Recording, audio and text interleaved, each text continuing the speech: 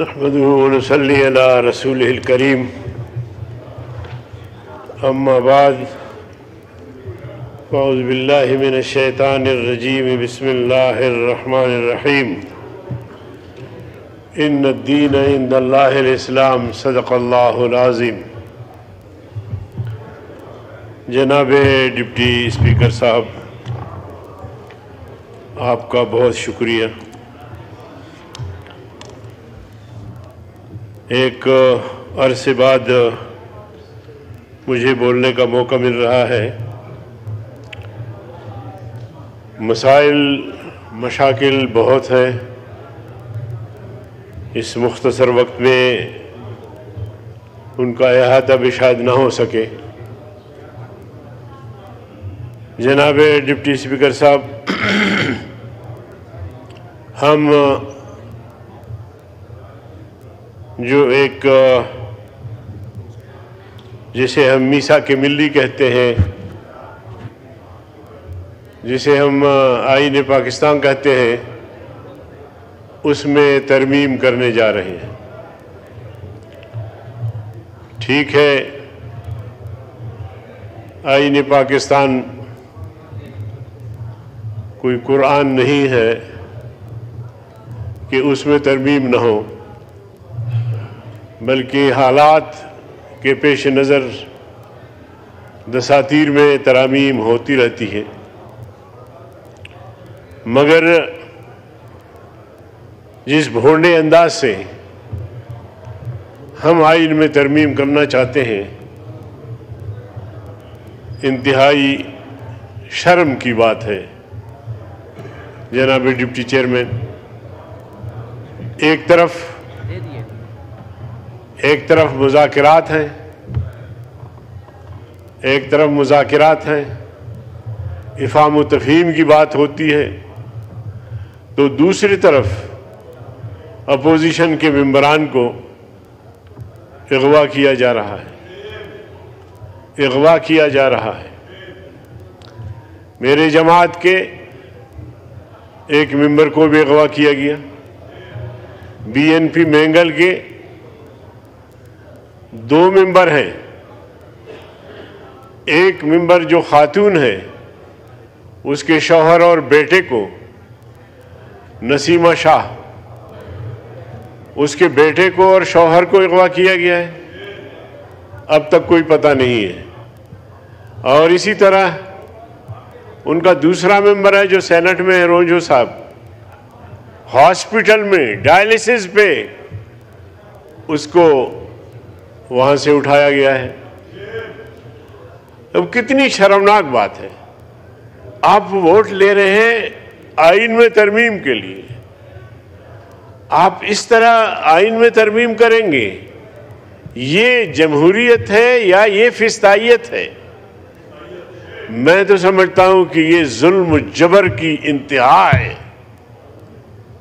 پہلے سے ہمارے پاس مسائل کم ہیں، بلوچستان جل رہا ہے، خیبر پختونخوا جل رہا ہے، ہر طرف تباہی ہے۔ سندھ حکومت کو چند ڈاکو نے، کچے کے ڈاکو نے بے بس کر دیا ہے۔ پہلے کم مسائل ہے کہ آپ نئے مسائل پیدا کر رہے ہیں۔ رات پرائم منسٹر صاحب تشریف لائے تھے مولانا صاحب کے گھر پہ۔ مولانا صاحب نے انہیں یاد دلایا کہ ہمارے ممبروں کو اغوا کیا جا رہا ہے، ان کو دھمکیاں دی جا رہی ہیں۔ تو میں نے مداخلت کرتے ہوئے کہا کہ ایک کہاوت ہے کہ ایک آدمی مر گیا، سر کی طرف سے جو ہے وہ قرآن شریف پڑھا جا رہا تھا، تلاوت ہو رہی تھی، اور پاؤں کی طرف سے ڈھول بجایا جا رہا تھا۔ تو کسی نے پوچھا کہ بھائی یہ کیا کر رہے ہیں آپ مردے کے ساتھ؟ تو مقامی لوگوں نے جواب دیا کہ یہ حضرت یہ دونوں کام کرتے تھے، تو اس لیے ہم دونوں جو اس کے اعمال ہیں اس وجہ سے ہم اس کو ثواب پہنچانا چاہتے تھے۔ تو میں نے کہا کہ جناب پرائم منسٹر صاحب، ایک طرف مذاکرات ہے، دوسرے طرف آپ کی حکومت میں ہمارے لوگ اغوا ہو رہے ہیں، ہمارے لوگوں کو دھمکیاں دی جا رہی ہے، ہمارے لوگوں کے بچوں کو اٹھانے کی دھمکی دی جا رہی ہے، اور پورا داستان تو یہاں پیش ہوا۔ تو جناب والا، یہ جمہوریت ہے، اور اس طرح آئین میں آپ ترمیم لانا چاہتے ہیں؟ تو جناب ڈپٹی اسپیکر صاحب، شاید یہ ایک سیاہ ترین تاریخ ہو، سیاہ ترین اس دن جب اس طرح بل کو ہم پاس کریں گے، تو میں سمجھتا ہوں کہ پاکستان کی تاریخ کا سیاہ ترین دن ہوگا۔ جناب والا، بلوچستان ایک خاتون ہے، اس کے نظریات سے اختلاف کیا جا سکتا ہے، ان کی پالیسیوں سے اختلاف کیا جا سکتا ہے۔ بلوچستان یکجہتی کمیٹی، بلوچ یکجہتی کمیٹی، وہ خاتون جا رہی ہے امریکہ۔ جناب والا، ویزا بھی ہے اس کا، کاغذات بھی سب کچھ ہے، پہلے سے کوئی ایسی جانے پر پابندی بھی نہیں تھی، اس کو روک دیا جاتا ہے۔ اور پھر صرف یہ نہیں کہ اس کو روک دیا گیا، اس کا پاسپورٹ اور اس کا موبائل وغیرہ وہیں بھی چھین سکتے تھے۔ رات کی تاریکی میں ایک سنسان روڈ پر ان سے الجھتے ہیں، موبائل بھی چھینتے ہیں، پاسپورٹ بھی چھینتے ہیں۔ اور میں سمجھتا ہوں کہ سندھ حکومت نے آج تک اس حوالے سے کوئی وضاحت نہیں کی۔ میں سمجھتا ہوں کہ یہ بھی ڈوب مرنے کا مقام ہے۔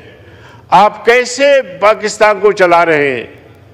جناب والا، ایوب خان سے لے کر آج تک بلوچستان مسلسل ظلم سہتا رہا ہے، ظلم سہتا رہا ہے۔ ان چار دیواریوں میں ہم نے مسلسل آواز بلند کی ہے۔ مجھے تقریباً 30 سال ہوتا ہے پارلیمنٹ میں، تیسری بار قومی اسمبلی میں، 3 مرتبہ سینٹ میں، اور بلوچستان کے مسائل جہاں بھی ظلم ہوا، چاہے سندھ میں ہو، چاہے خیبر پختونخوا میں ہو، چاہے پنجاب میں ہو، ہم نے بات کھل کر رکھی، بغیر کسی لیپا پوتی کے، صحیح آئینہ دکھایا حکمرانوں کو۔ مگر آپ بتائیں چیئرمین صاحب، آپ کی سندھ میں کیا ہو رہا ہے؟ آپ کی سندھ کی کیا پوزیشن ہے؟ چند ڈاکوؤں کے سامنے حکومت بے بس ہے، اور یہاں تک کہ ہمارے بلوچستان کے کچھ لوگوں کو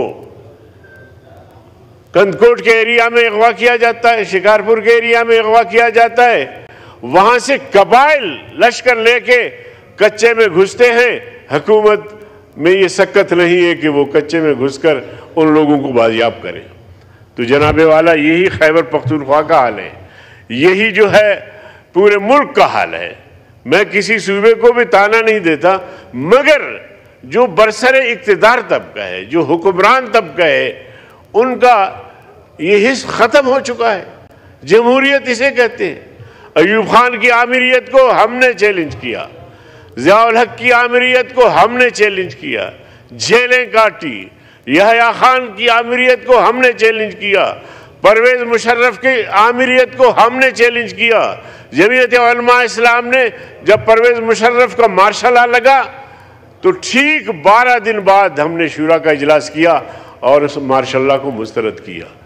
ہم نے جمہوری اداروں کی بحالی کے لیے کسی سے کوئی کم قربانی نہیں دی، بلکہ سب سے بڑھ کر گھنٹی اپنے گلے میں باندھ کر ان کے مظالم کو، ان کے غیر جمہوری اقدامات کو چیلنج کیا۔ آج ہمیں جمہوریت کا درس دیا جاتا ہے۔ اور جناب والا، اور اگر اس طرح ہمارے ممبروں کو اغوا کیا جاتا ہے، ہمیں اغوا کیا جاتا ہے، تو یقین جانیے میں کھلے الفاظ میں کہہ سکتا ہوں اور بتا سکتا ہوں یا بتا رہا ہوں آپ کو کہ اگر ہمارے جسم کے ٹکڑے ٹکڑے کر دیے جائیں، ہمارے گوشت کے ٹکڑے ٹکڑے کر دیے جائیں، پر اگر ہم سے جبری ووٹ مانگا جائے گا تو نہیں ملے گا ووٹ، نہیں دیں گے ووٹ۔ اس طرح بدماشی سے ایک تو ووٹ مانگتے ہو، ایک طرف سے اتحاد۔ ابھی ہمارے پرویز اشرف صاحب فرماتے تھے بھائی چارہ، بھائی چارہ، بھائی آپ کی حکومت ہے بھائی چارہ، کس سے آپ کہہ رہے ہیں بھائی چارہ؟ بھائی چارے کی فضا تو آپ قائم کریں، آپ کی حکومت ہے، صدر پاکستان آپ کا ہے، وزیر اعظم ہے، آپ سب اتحادی ہیں، بھائی چارہ کی بات کرتے ہو، بھائی چارہ ہے نہیں، تو یہ انتہائی شرمناک ہے۔ میں شدید مذمت کرتا ہوں حکومت کے ان اقدامات کی کہ ایک طرف وہ مذاکرات بھی کر رہی ہے اور دوسری طرف ہمارے ممبروں کو اغوا بھی کیا جا رہا ہے۔ تو جناب والا، بلوچستان کے حالات بہت خطرناک حد تک پہنچے ہیں، خیبر پختونخوا کے حالات خطرناک حد تک پہنچ چکے ہیں، وہاں کی خبریں آپ تک پہنچ رہی ہوں گی کہ وہ اب وہاں تک پہنچے ہیں کہ وہاں سے شاید لوٹ کر آنا ممکن نہیں ہے۔ تو میں بہرکیف حکومت کی جو کارکردگی ہے یا کردار ہے، اور خاص طور پہ اس بل کے حوالے سے، انتہائی افسوسناک اور انتہائی شرمناک ہے۔ تو اس قسم کی حرکتوں سے باز آئیں، اور جو ممبران پارلیمنٹ اغوا کیے گئے ہیں ان ممبران کو رہا کیا جائے، اور اس کے بعد ووٹ مرضی کا ہے۔ ہمیں یقین جانیے، یہاں تک پتہ چلا کہ ایک ووٹ کا جناب والا 50 کروڑ تک بولی لگی ہے، اور اس سے بھی شاید آگے۔ یہ کیا جمہوریت ہے؟ یہ کیا آپ آئین میں یا قوم کو کیا پیغام دے رہے ہیں، یا دنیا کو کیا پیغام دے رہے ہیں؟ زبردستی، میں آپ کو بتانا چاہتا ہوں کہ زبردستی آپ یہ بل پاس نہیں کر سکیں گے۔ اب اگر آپ ایک مصنوعی اکثریت بھی بنا لیں تو یہ قوم کا متفقہ ترمیم نہیں ہوگا، اور انشاءاللہ آپ دیکھیں گے پھر ہم سڑکوں کو بھر دیں گے کہ حکومت نے زبردستی کی، جبر کیا، ہمارے لوگوں کو پابند سلاسل کیا، اور مصنوعی اکثریت کے بنیاد پر بل پاس کیے۔ تو اس طرح جناب والا بات نہیں چلتا۔ آپ بیٹھے تھے، ہم بھی خوش تھے، بیٹھیں گے، اس کا حل نکالیں گے، اور کوئی ایسا مشکل نہیں ہے کہ آسان نہ شود، کوئی ایسا مشکل نہیں ہے کہ آسان نہ ہو۔ ہم بات چیت کے لیے تیار ہوئے، ہم نے ذہن سازی بھی کی، ہم نے بہت بہتر راستہ بھی دیا آپ کو، اور اچھا راستہ دیا، لیکن آپ شاید زبردستی میں یا طاقت میں مسئلے کا حل سمجھتے ہیں، تو اس طرح مسئلے کا حل ممکن نہیں ہے۔ تو بہرکیف میں جناب ڈپٹی چیئرمین صاحب، میں آپ کا شکریہ ادا کرتا ہوں کہ آپ نے مداخلت نہیں کی۔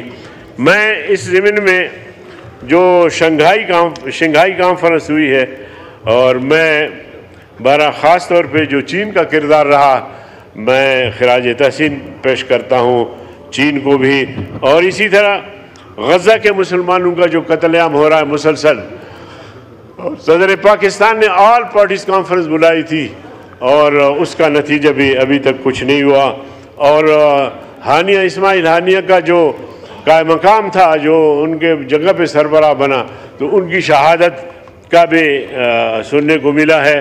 تو میں اسرائیل کی ظلم و جبر اور اسرائیل کی پشت پر جو قوتیں کھڑی ہیں ان سب کی میں مذمت کرتا ہوں، وآخر دعوانا ان الحمدللہ۔ شکریہ۔